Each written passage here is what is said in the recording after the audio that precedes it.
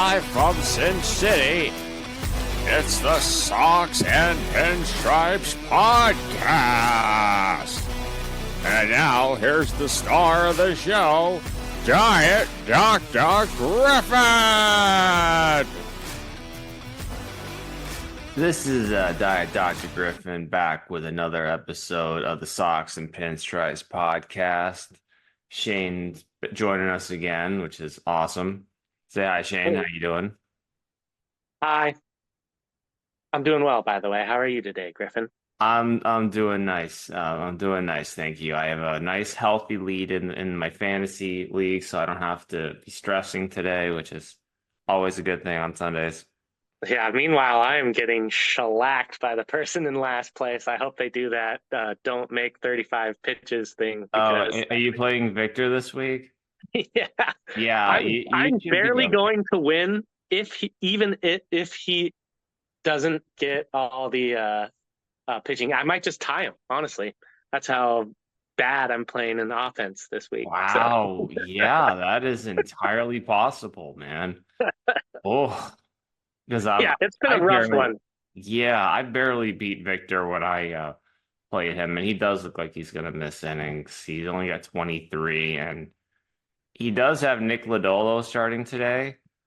Yeah, but I don't think he would have to get like Lodolo to go like 7+ innings, and then his relievers would have to go like, oh no, he would probably have to go like a complete game, and then each of his relievers would have to go like 1 inning a piece. So I think or he could just play Kikuchi and not keep him on the bench. So fingers crossed. Well, he hasn't touched his team all year, so I think you're safe there. Yeah, fingers crossed. So yeah. Now you just need to get some hits there on the offensive side. I think it's too late. I think even if everyone has like a really good day, it's still not going to be enough. Well, you're tied in hits. I mean, it's entirely possible for you to have more hits than him. And saves and holds. I can turn that category too. Well, if he doesn't make innings, though, that automatically turns to your favor. So yeah. So anyway, we lost Willie Mays this week, which is just really sad because he was a heck of a ball player.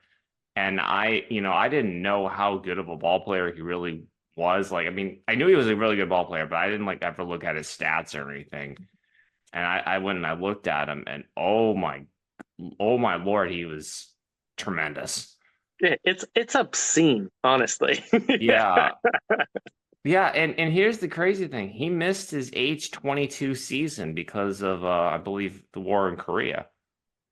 Yeah, but not only that, he got drafted and went to war for a year and then came back. No one does that anymore. Oh, well, maybe that's why he only played a handful of games in 1952 as well. But that's probably the whole thing. He's probably missed most of that season too. Now I think about it. Yeah, that would make more sense. So he basically comes back from Korea and wins the MVP and makes the All-Star team for every single season from 1954 to 1973 when he stopped playing. Yeah, that's just insane. So yeah, although I kind of think the last couple of years, at least the last year, was more like ceremonial than anything. Hey, I mean the man earned it. So yeah, no doubt. Give the people what they want. Exactly. He multiple time MVP, led the league in OPS, like 5 times. Just he had a career OPS, and we're talking like 25 years of baseball of 941. That's insane. Yeah. And Guy has one of the great all-time moments of winning a World Series with the catch. Has one of the great moments. Well-rounded. He stole a lot of bases, hit a lot of home runs, hit for a high average. Guy didn't have any weaknesses. Yeah, a career average of 301. I didn't realize that over-the-shoulder catch, that's like the Willie Mays catch. I was watching like videos of him playing, and I was like, okay, that's why everyone references that when people are running out in center field and catch it over their shoulder. Yeah, and it's really unfortunate that this was like the week where the Giants and the Cardinals were playing at the Negro League Stadium, and I Oh, believe yeah, that's that right. was the one that Willie Mays played at. Yeah, yeah, And so like it just kind of became another way of honoring him this week. yeah. So I didn't realize how connected the Mets and the Giants franchises were because I know it used to be the New York Giants and they moved to San Francisco, but I yeah. didn't realize that like basically the Mets essentially took over that spot in New York and then also kept the logo too, which is why the San Francisco logo and the New York Mets logos look so similar. Yeah, and it was pretty crazy at one point how New York had three baseball teams in it. Yeah. It had the Dodgers there too. And the Yeah, talk Dodgers about a have the saturated Yankees. market. So Yeah, well, I mean, they seemed to all do pretty well until the end. I'm sure I don't know the whole history of why the Dodgers left New York, but sure, it was something we could probably talk about. probably because the Yankees owner bought him out, and then tried to convince everyone that they're the Brooklyn Bombers, even though the Dodgers aren't. So whatever. Yeah, yeah. So, I don't know if you saw this week. I don't like taking victory laps, but I had this one right. Kyle Bradish is getting Tommy John surgery, and Yeah, that's a victory lap you can take. So he literally said before the season when he was having UCL issues that he should have just got the surgery then. And yeah, yeah. That was a very early episode too. I think he says like one or two or something like that. So it was early on, but I named the episode after him. I named it Bradish Pit as a joke. You can catch that one in the archives. yeah. Um, but yeah, I mean, I don't. I think I said, "Trust me, I'm a doctor." I was like, "Yeah, I had this one right." And Yeah, that one's now, a good call. and now I'm hearing that he could potentially miss the remainder of this. Well, he's obviously going to miss the remainder of this season, but he could potentially miss all of next season because he waited this late into the season to get the surgery. Yeah, that's really unfortunate, honestly. But that's what happens when you need to just get it. And it's hard because obviously you want to try to let the body do its thing. At least it's becoming more popular in medicine to try to let the body heal itself. But in some cases, especially when you're making unnatural movements, you just got to have the surgery and go for it. So, It's this. I've listened to David Sampson's podcast a lot, and he is a former executive of the Marlins. He always talked about this whole like dichotomy of like all of the position, all I shouldn't say position players, but all of like the players that are trying to get to free agency, they will never go to the training room when they're hurt. They will always like try to play through whatever injuries and things that they have. yeah. Once though they reach that veteran status, though, you can't keep them out of the training room. They will go. They will go Makes to the training room if they have a hangnail. I just wonder if some of these players trying to accumulate statistics for their arbitration numbers, I wonder if just some of that is trying to push them too far along. I mean, Frankie Montes was a guy who was basically injured the entire time that he was with the Yankees. He got traded from Oakland to them, and he basically had a shoulder injury the entire time, and he Yeah. never really got it addressed. And they ended up sucking for the Yankees, and I think he pitched like 2 innings last year, and then got like a $16 million deal with the Reds. But Yeah. maybe if he had taken the time, gotten his shoulder fixed up, he might have been able to get himself a longer term deal when he was a free agent. Yeah. And I mean, for him, that might have been a good idea because I think he's just middling on the Reds. So, Yeah, I haven't really looked at him, but I don't think he's been anything special. And of course, playing for the Reds in that ballpark as a pitcher is not usually helpful for you. Yeah, it's like how many home runs do you want to give up this year? Oh yeah, yeah, yeah. He's been kind of middle of the road. Yeah, Oh, which I yeah, mean, it's not bad, but you would have thought like maybe he's still dealing with the leftover of that, or because now he has to perform, otherwise it's just going to keep going downhill from here. So yeah. So we're coming close to the trading deadline, and I think now is as good a time as any to start looking at each of the teams and seeing who's the buyers and who are the sellers. And we can focus on another video about which players are going to be the actual targets. But let's just start with who should be buyers, who should be sellers at this point in the season. And we'll kind of just go through team by team. And I guess we'll start with the American League. If we got time, we'll hit the National League too. okay, So just starting in the AL East, I think it's pretty obvious that the Yankees and the Orioles are going to be buyers. They're yeah, they're legit contenders. The Orioles have 49 wins, the Yankees have 52. They each have 27 losses. Like they're obviously built to win now. So those two teams should be buyers. I yeah. don't Not think only that, Baltimore is 8 games ahead in the wild card right now. So yeah, they're gonna be there. Um, I think the Red Sox are actually 5 games above 500 right now, playing some good baseball. they're only half a game out of the wild card too. I mean, I think that after listening to you talk about maybe they're just going to have an absolute garbage season, like they are doing really well. So I know that's been surprising, and I don't know if this is gonna hold up or not because like they're a lot of the reasoning was is that they're trotting out the same group of pitchers and stuff as they did last year. They yeah, really but the one move they made was for a guy who's not even playing for them. sometimes that coaching difference can make all the difference. I mean, like really quickly on the Mariners, I mean, they fired their batting coach, and now, I mean, I don't know if the two are connected, but it sure seems like it. Now they're scoring, over 3 runs a game on average. Sometimes it's just baseball, but we'll Yeah, get to the Mariners. yeah. They'll get their turn.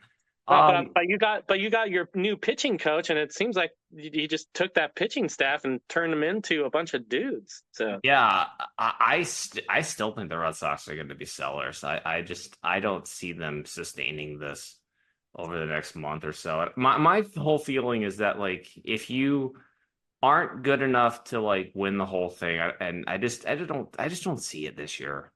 And I'd yeah, love to be wrong about that, yeah. but I just don't think the team's going to be good enough. They're just playing really well right now, but I think Okay. probably sell, but I I mean, could that's be fair. wrong. There's a lot of baseball left, but Yeah, I mean, we'll circle back. I'm allowed to be wrong. We'll circle back in a month or so and yeah, see where they're at because the deadline's not until the end of July, early August. yeah. I think they're going to buy personally myself, especially if they continue to play well in July. I think there's no Oh, reason there'll be not a to. there'll be a lot of pressure from the fan base for them to buy. I'm just skeptical that Yeah. they will.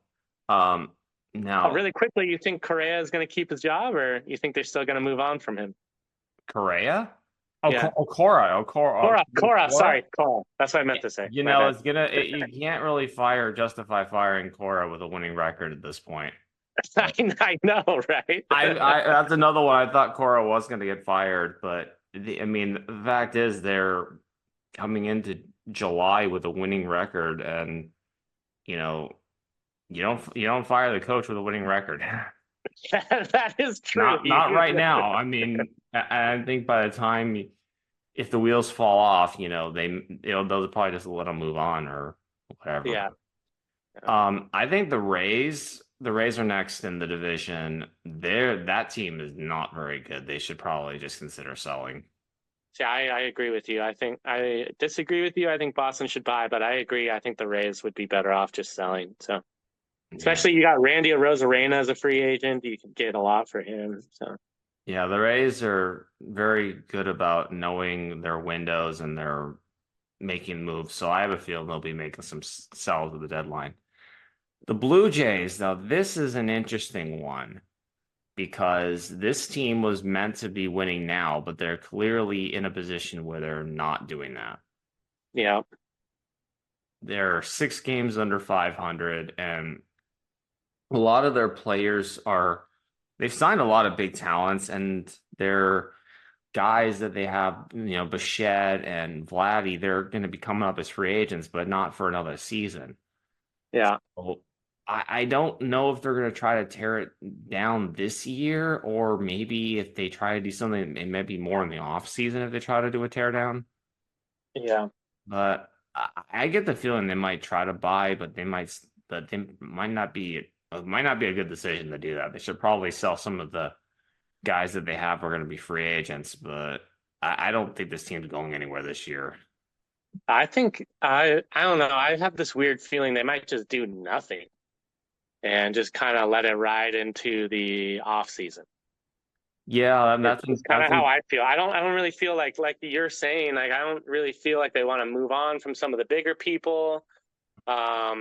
And they have some young talent coming through their farm system. Yeah, one of them just got popped for PEDs. I don't know if you saw that. Who did?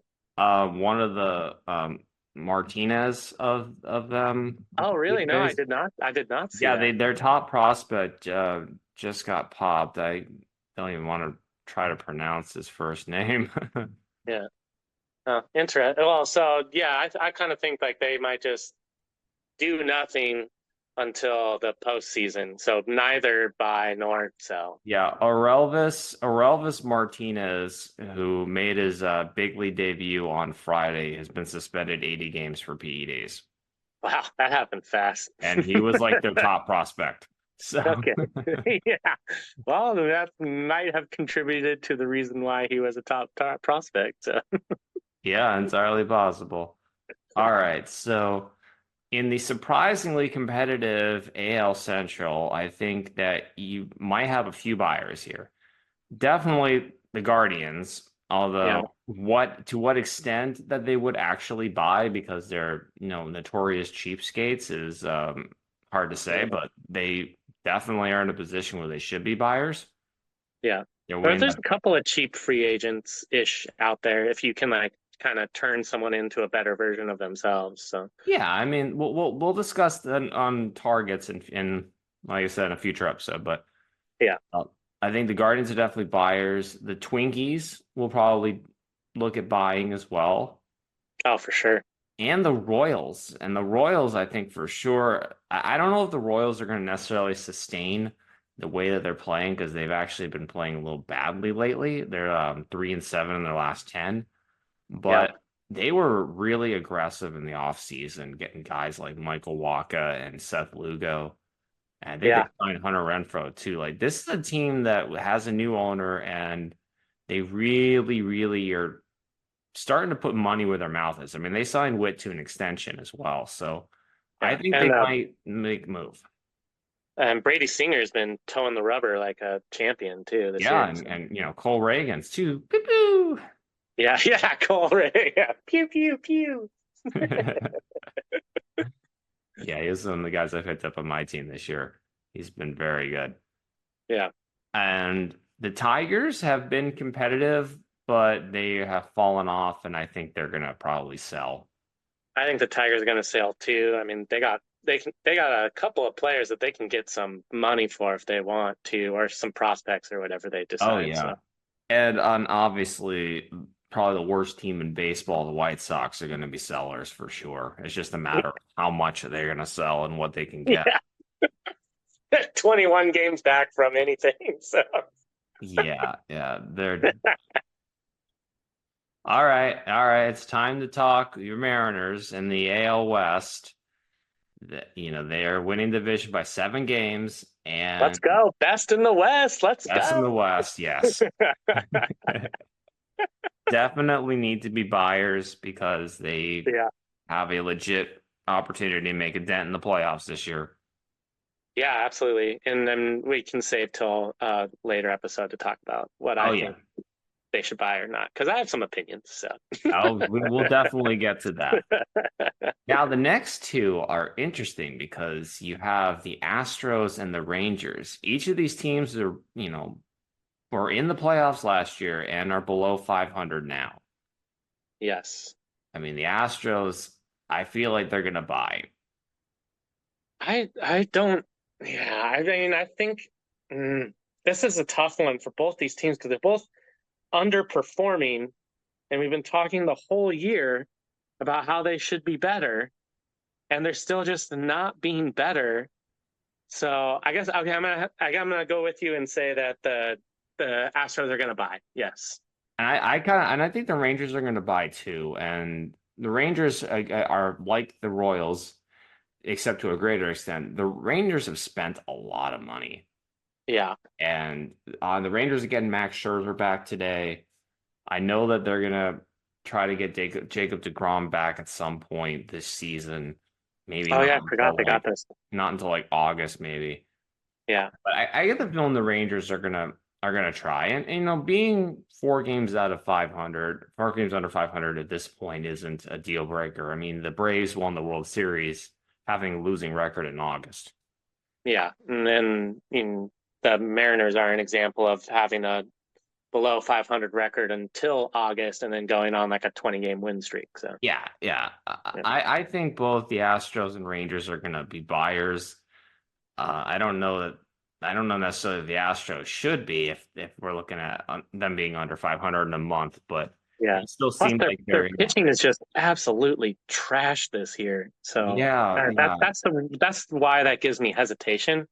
Because Verlander, I mean, he's arguably like this is his last year. He might be serviceable this year, but I don't know. I would feel better about Texas being a buyer just because they are getting Scherzer and DeGrom back, and hopefully they can stay healthy for the rest of the year. But we'll see. So Well, I think the Astros still have Luis Garcia and Lance McCullers that could come back in the second half of the season to help improve that pitching staff.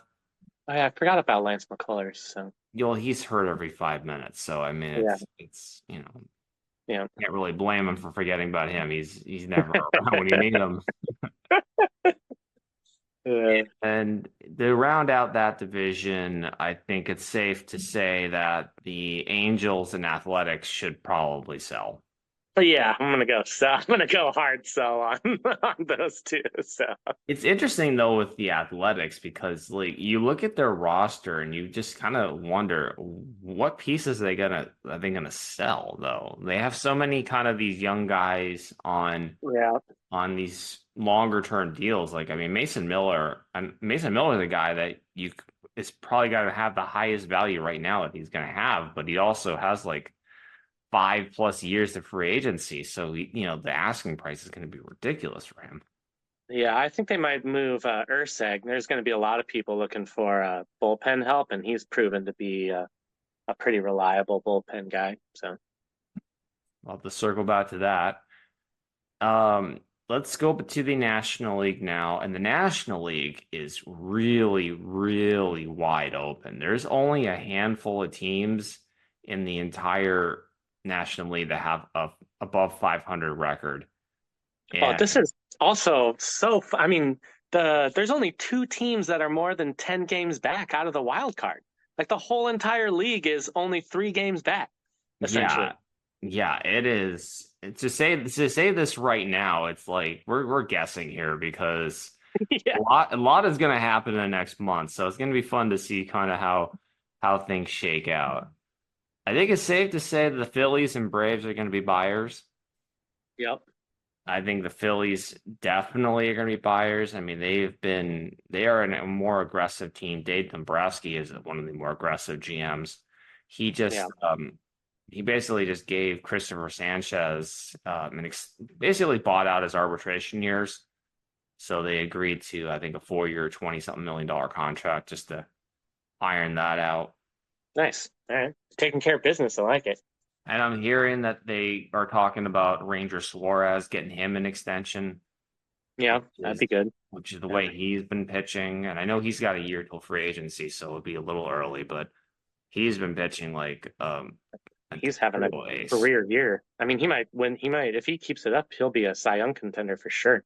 Yeah, and speaking of Cy Young contenders, you got Chris Sale with the Braves, man. He is also having a career year. He's bounced back to. I don't know if it was a career year for him because he had some tremendous years with the White Sox.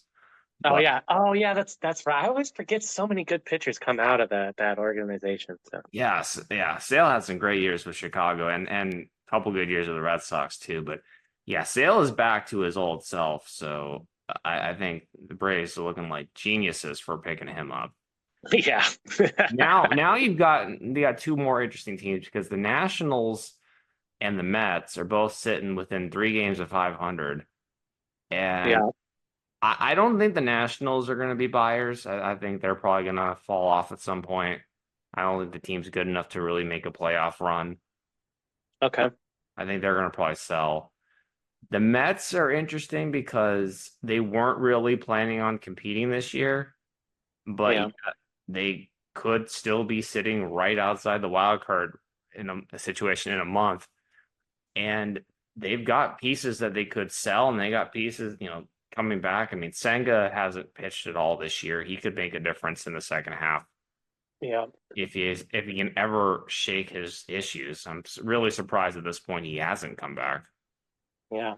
I think the Mets are going to be sellers. I think there's more upside for them to sell than there is to try to make a push, especially in a very crowded National League. I think the Phillies and the Dodgers and the Braves and even the Cards, you got the Brewers, the Friars are playing well, and Pittsburgh right above them. I just think that honestly, they're not quite there yet, and they're going to sell this year and make a more of a push next year, especially in the postseason when they're acquiring trades and whatnot. It's going to be very interesting to see if the Mets pull the trigger on Pete Alonso. Yes, that will be very interesting to see because that will kind of determine. I think they pull the trigger on that, then obviously they're selling. But I think this year would be the year to do it because he's playing well and you don't have to risk him getting injured next year or, taking a turn for the worse, which it doesn't look like as a player he will. However, if you're going to move on from him in order to build a better team, I think this would be the year to do it. Yeah, he's a free agent in the offseason, so that kind of the double whammy there because I would think the Mets would want to keep him. Yeah. But more often than not, when you trade somebody, they don't re-sign with the team that they got traded to. Yeah. I mean, I think Aroldis Chapman was like one of the only instances where the Yankees traded him to the Cubs in 2016, and then he re-signed with the Yankees. Yeah, I think that was the allure of the pinstripes. So. Well, I think part of that was also because he had a deal with the Dodgers, and then he had a domestic violence incident, and the Dodgers reneged on it, and then he went back to the Yankees. Yeah, but yeah, that's neither here nor there. But we'll be following the Mets for sure, and obviously the Marlins sellers by a mile. Yeah, by a mile. I mean, they already sold Arise, their best hitter, batting champion, best contact hitter, I mean, 2-time batting champion. They already sold him 1 year after trading Pablo Lopez for him. Yeah. That team is just so dysfunctional. It really is, honestly. They basically have already agreed that Skip Schumacher is not going to be the manager there next year, but they're just still letting him manage. He's a lame duck. He's like a lame duck president. He's a literal lame duck. He's not. He's like they already have basically agreed that he's not going to be the manager there next year, but they're still letting him just be there. So it's just one of those things. Where wouldn't it be better off just letting him not screw things up, or just Yeah, doesn't need the practice to manage. He's obviously going to be managing somewhere else next year. Yeah. All right. So going to the Central, and this is probably one of the more competitive divisions because you've got 4 of those wildcard teams all bunched up. Now, I was loud wrong on the Brewers. I thought they'd be a dead last. Yeah. And they dead first. Dead first, yes. Yeah, they should be buyers, and they're gonna have Devin Williams coming back, one of the best closers in the game, to Yeah, that's gonna really be work with that bullpen. yeah. The Cardinals have snuck up and gotten a game above 500, which is very surprising. I didn't realize they had gotten above 500 now. See, they got off to a rough start, but they've had Yeah. their teams really come together.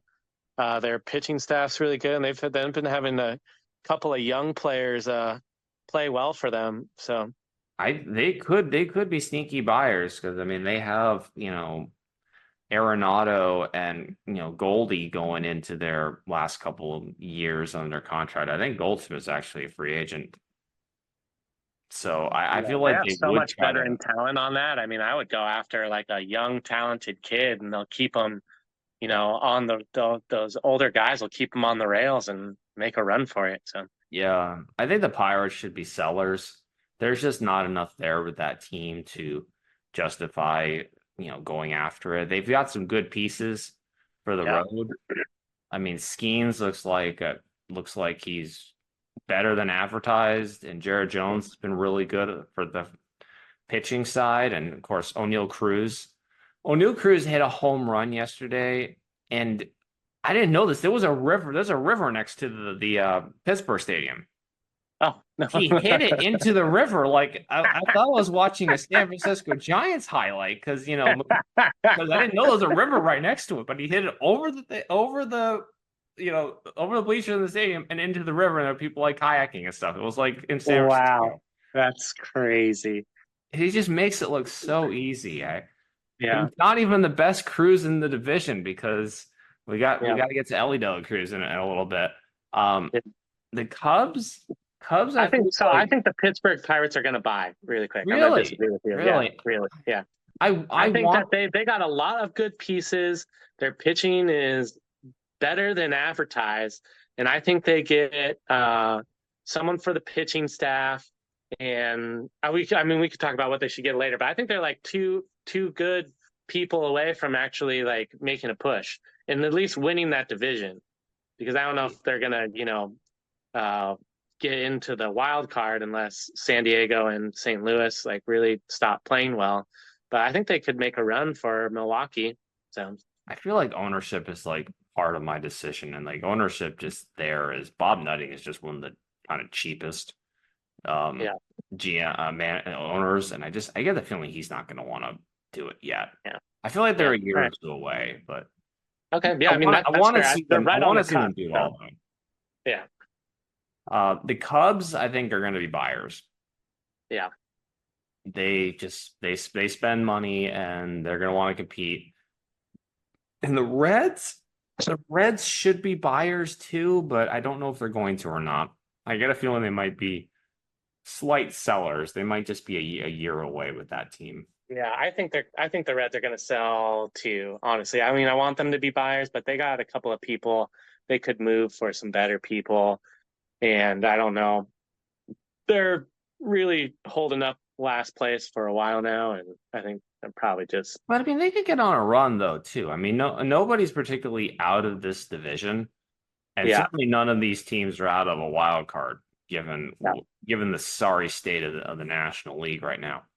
yeah, So obviously got the Dodgers in the NL West. They're going to be buyers. They went out and got Kevin Biggio. They actually traded for him because yeah. they needed a lot of third base help with Max Muncy being injured for as long as he is. They put Muncy on the 60-day IL, so he's not even going to be able to come back until after the All-Star break now. Oh yeah, geez. Well, and they got a deal on Biggio because Biggio was DFA'd. So Well, no, I think they actually took the money on the contract as opposed to like. oh, okay. As opposed to waiting. Gotcha. Yeah. Yeah. Yeah. Yeah. So you've also got, Mookie Betts hurt right now with a broken wrist from getting hit by a pitch. And then you have Yamamoto injured as well with his triceps. So they're obviously going to be buyers. Yeah. We don't know that. I Yeah. think the Padres have already shown that they're going to be buyers because they Yeah. already bought. I've heard rumblings that they're interested in a couple of White Sox arms. So we Yeah. should see what they do. Luis Campusano is one of the better younger pitchers in the league too. So Yeah, catchers. Campusano's good. Jackson Merrill has really come on lately. Yeah. The power numbers have been starting to come up for him. Like they've got a good team there. Yeah, they really do. The Diamondbacks are an interesting team because they made the World Series last year, but they have vastly underperformed. So I think that they have to be, I think they're going to be buyers solely because they made the World Series last year, and being only one game out from the wild card, I think people would riot if they, although, I mean, I guess their fan base is super weird there too, but I think they're going to buy. So I think they're going to buy too. I mean, they haven't even had Eduardo Rodriguez pitch yet. That's true. That just goes to show they spent a lot of money on him, and Montgomery hasn't been great. And yeah, I think Montgomery will be better after the All-Star break. I think he's still just getting the feel for it after getting screwed over by his agent and then starting late. And once he gets over his frustration over that, I think he'll be fine. So, and then we got the Giants. Giants, I think, are probably going to be sellers. Yeah, I don't think there's enough there. And then obviously we got the Rockies. Sell anything you can. They're awful. And I want the Rockies to be good. We can talk about the Rockies, so we're running a little light on time, but we can talk about the Rockies another time. But I really want that to be good someday. And this weird dream of mine that the Rockies are like figure out Coors Field and how to pitch, but it's a conversation for another day. Yeah. Anywho, we're kind of hitting a bit of the wall here on running out of time, but I think we've had a good discussion here about the buyers and sellers going forward, and we'll circle back in a month as we get close to the deadline and see some of those targets and see if we're right on about the standings or not. Do you have any closing remarks, Shane? No. Okay. Well, we'll call this Willie episode. Mays' nickname was the Say Hey Kid. There you go. Well, we'll say hey to you guys next week. It was nice talking to you guys. And nice talking to you guys for the show. Bye-bye.